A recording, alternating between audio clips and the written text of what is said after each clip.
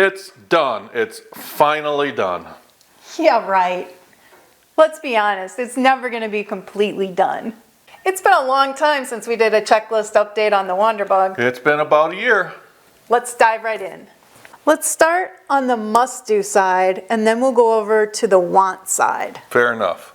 What's the first one you got there? Oil catch can. The oil catch can, we did first have one of those little disposable paper filters right on the oil filler tube, but it would occasionally get soaked with oil.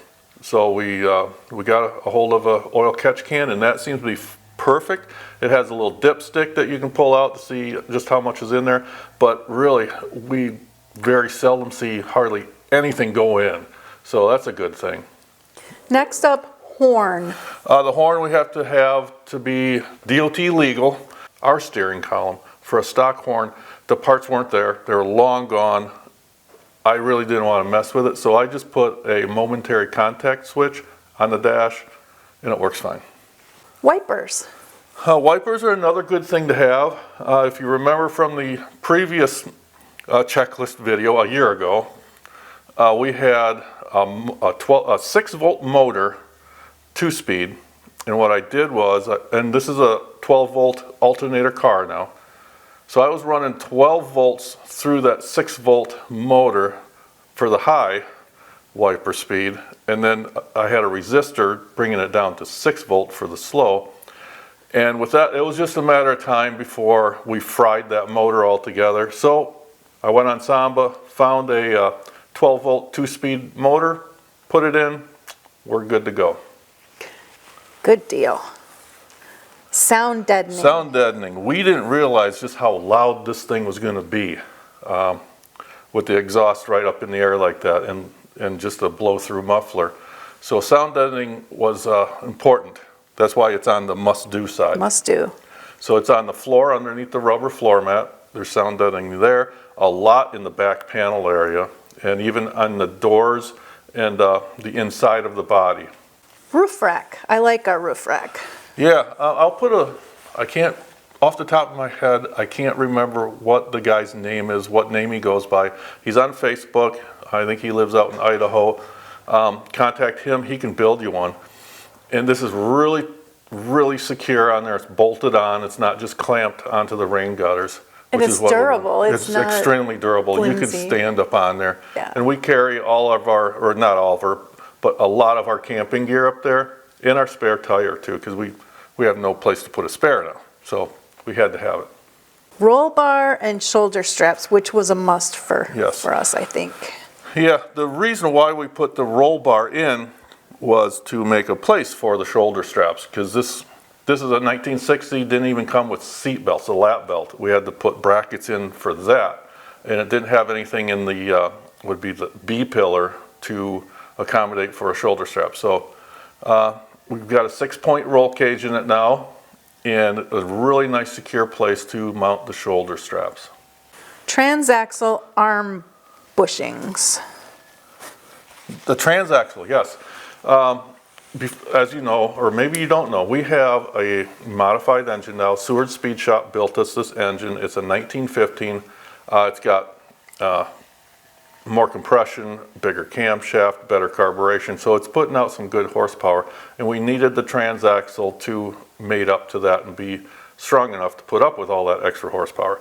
So we, through Adam, we arranged to have Wright Gearbox in California build us what they call the Pro Street model. What it is, it's got the super diff in it, the heavy duty side cover, or whatever they call it that, and the welded 3rd and 4th gears, and a bunch of other neat stuff in there to hold up to the extra horsepower. And we put new bushings in all the suspension. All the suspension in the back is pretty much new, the shocks and bearings and seals, all that. And what's next? Skid plates. Skid plates. This is something, it's both necessary and aesthetic too. They look cool. They look very cool.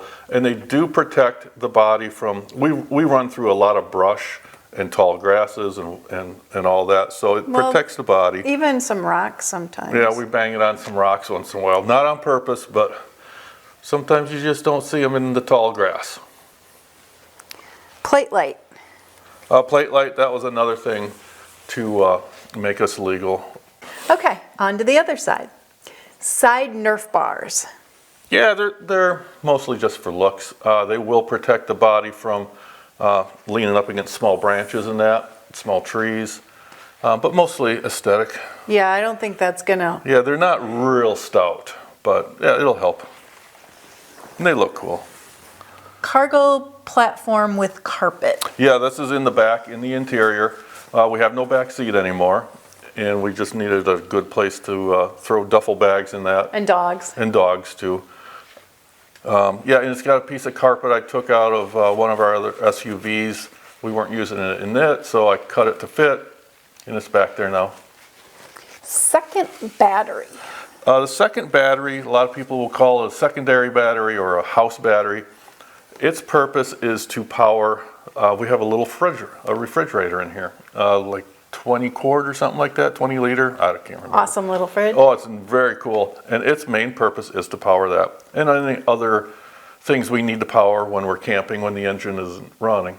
It's charged by the alternator when the car is running. There's a DC to DC charger mounted on top of it that charges we have a 100 amp hour lithium battery in this power box. And it works awesome. It stays up to charge. You know, every time we start it up and run it, the car puts a charge into it and keeps it topped off. And so far, that's been working perfect. Door panels. That was really important to me. Yeah, well, it looked ugly without door panels so in there. It was gross. just bare. And it also helps with keeping the noise down. The noise. Yeah, and they were just the cheaper ones. I think we got them on J-Bug, Yeah. the cheaper models. But they look awesome. They match the seats.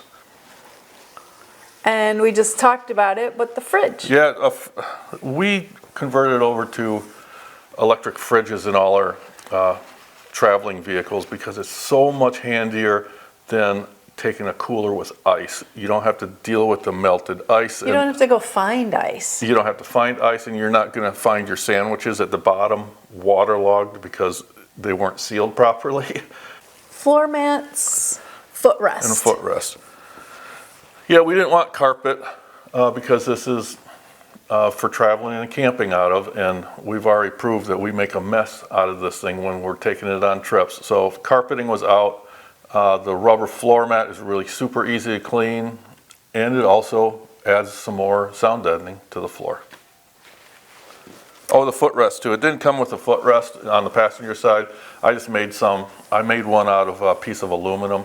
I think it was old sign, and that works perfect. Much more comfortable with that in there. Oh, half the door locks. We have two different gears on this car. So that the inner mechanism for the door latch is different side to side. So we have to use different handles, door handles on it, the two different types. So we're looking at swap meets and on Samba and that for just one interior, the thing that's inside the door, the mechanism in there.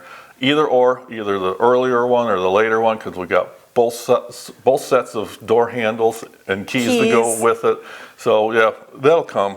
I'm not that worried about it. Oh, so I leave that one because we didn't get it yet. No, I get rid of it. All right. I ain't worried about it. Air shocks. We got 2 pairs of air shocks with the car when we bought it. Gabriel air jackers, I think they were called. Still in the box, brand new. We put a pair on in the back because with all there's a big difference between when we're driving around on the street, just going for cruises and that, and then compared to when we're camping. We have a lot of camping gear, food, beer, everything else in the back, and it weighs down the back, so the back is kind of squishy. So we put air shocks on it so we can pump it up a little bit when we have that load on it. Turns out these air shocks, I think they're too old. They were sitting in a box on a shelf for way too many years. So they had lasted like 2 days, and all of a sudden, psh, one of them just let loose. And I just had like 20 PSI in them, but the seals inside just didn't put up with that. And psh. So I went to Amazon, I got the coilover shocks. A lot of people hate them, and I kind of like them, to be honest with you. Now, I think a lot of people will put them on thinking that it's going to jack up the back of the car for them, so they'll put it on the highest setting. You can adjust how much tension you have on the spring.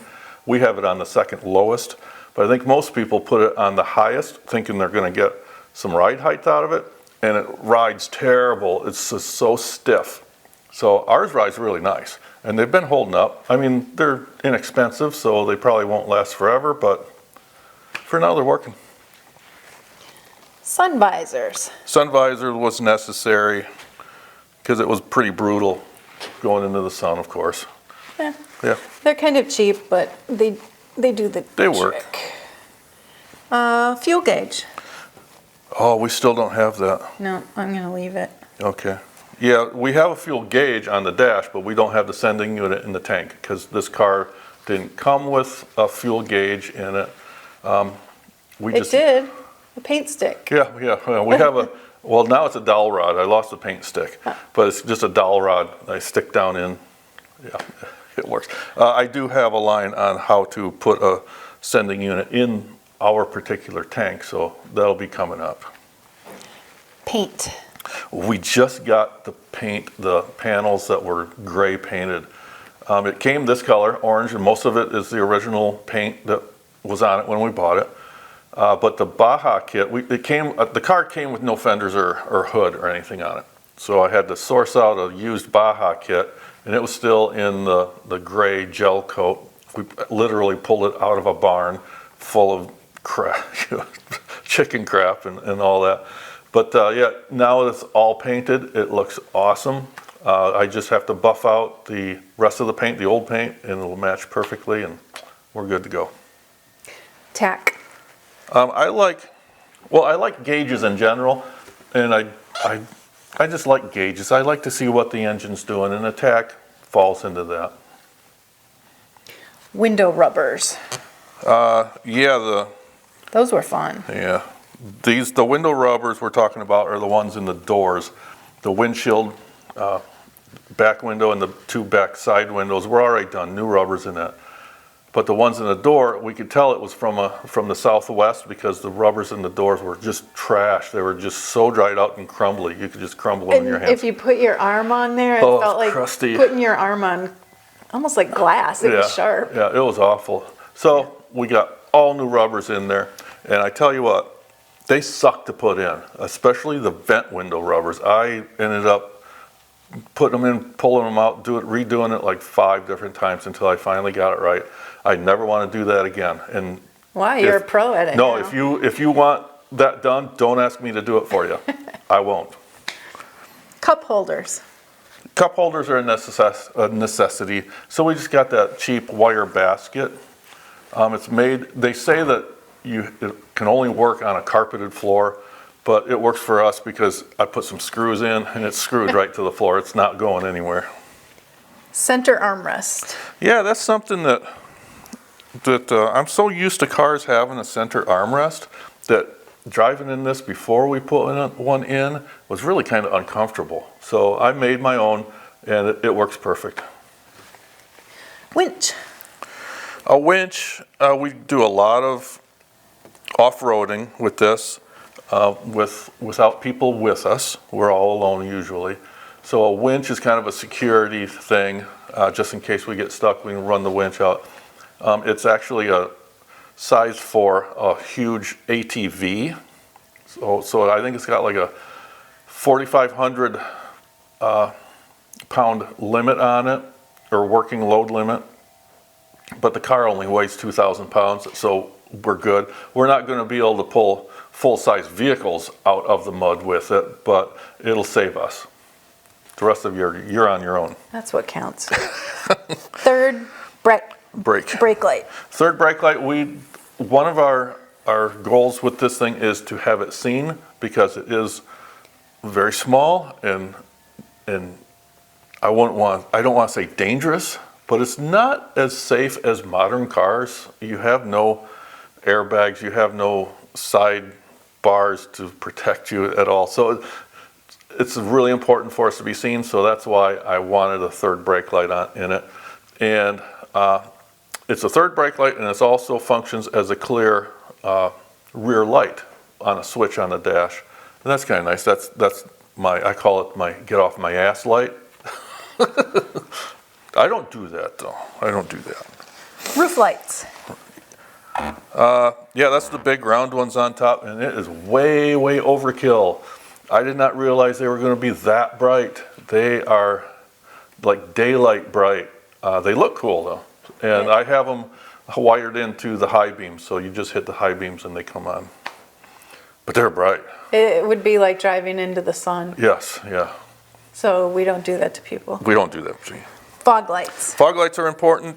We get a lot of fog here in the Midwest, and they're up front. They're down as low as I can get them to get underneath the fog, so you don't get the glare coming back in your face. And they're also two function. It's the amber fogs, which are aimed low, and then there's the clear brights, the clear white lights. They're up a little bit more, but they all have they're in a projector housing, so there's a cutoff point. So they're not going to be up in the air blinding people, or up in the air reflecting that light back off the fog into your head, into your eyes. So, and they're actually designed for motorcycles, but they work really good on here. Okay, so that's it on this list, but so it looks like all we need to do now is a fuel gauge. But there are some things that I can think of that you've been working on that weren't on this list. But wait, there's more. She found it. So look, he has this whole list that I didn't know about, this secret list. So I guess there truly is more. There is more. Fan shroud. Right now we have a stock fan shroud with the heater tubes coming off, and it looks ridiculous. I don't like the way it looks. So I'm going to get one without the heater outlets. A distributor? A distributor right now we have just a mechanical advance. There's no vacuum advance on it. It's really nice distributor. It's got the Igniter 3 module in it with the rev limiter and that. So I want to take the guts out of it. I just need a vacuum advance because I think that the engine will run better off the line. You know, when you hit the throttle, it'll advance better. So yeah, that's there. SS firewall? Stainless steel firewall or a bright aluminum firewall behind the engine, because it's kind of like a black hole looking there because of the black shroud and the black fan, the black fan shroud and the black firewall. So if I put a brighter firewall behind the engine, it'll look better. So most of this stuff is aesthetic stuff. So we don't really need it. It's just something you we need it. But, want. Well, we need it. Stainless steel header bung. Bung for an O2 for sensor. O2. Yeah, I want the same type of exhaust, but the one that's on here is old and tired, and it's just chrome and it's rusting. And the O2 sensor, I want to put that in there, weld that in, so that when we put it on a dyno, we'll be able to tune in the carburetor just fine. What else do I have on here? Late model throwout bearing. Yeah, because if you follow us and you followed the one trip we took it on, you'll remember we broke a throwout bearing. And you know what happens when you break a throwout bearing? It costs a lot of money to get a trailer and a truck to bring your ass home. You can't shift. You can't shift. Larger front brake cylinders in the rear. I hear that's a thing. I haven't done my research on it yet. I guess the wheel cylinder in the front drum brakes are bigger than the ones in the rear drum brakes, so that might work. I'll talk to Adam at Seward Speed Shop about that, see if that's a thing. Paint spare. Yeah, the rim, the wheel on the spare tire is still all crappy and the paint's chipping off, so we'll paint that body color eventually. Got it. Okay. Quick connect rear bumpers, and this is a two-part, should be separate. Quick connect rear bumper, where we can just pull pins and the rear bumper just comes right off in case we have to get the engine out quick for whatever reason. Is that safe? Do people do that? Oh yeah, happens all the time. And a truss in the back to triangulate between the upper shock mounts down to the engine horns where the engine is mounted, and then across to kind of strengthen everything up. Chevy, Chevy. lug front rotors. Yeah, we have to use wheel spacers or wheel adapters to use these centerline rims. The rims we have are a Chevy, the small Chevy 5-lug bolt pattern. The car has a wide 5, so, and the front is a little too wide. The stance, the wheels are too far apart in the front. So I need to get rid of those spacers. That'll bring it in an inch on each side. Okay. So by putting different rotors on that are already drilled and tapped for the small Chevy bolt pattern, we won't have to run the spacers. Are those easy to find? Oh, yeah. Dime a dozen. Yeah, okay. Oh, I have fuel gauge on here. I already put that on there. Well, I So, guess yeah, I so could have that wiped it last off. list is completely done. So other than this, like I said, we're done with this thing. Yeah, right. We've done a lot. We have done a lot to it. In the last year and a half, we've done a ton of work. The whole drivetrain is all new suspension components, that wear out are on it. The interior is all done. I would like to add to this list radio and an antenna that actually work. Yeah, we have a stereo, 4-speaker stereo. The cheapest one I could find on Amazon, and it's proven it too.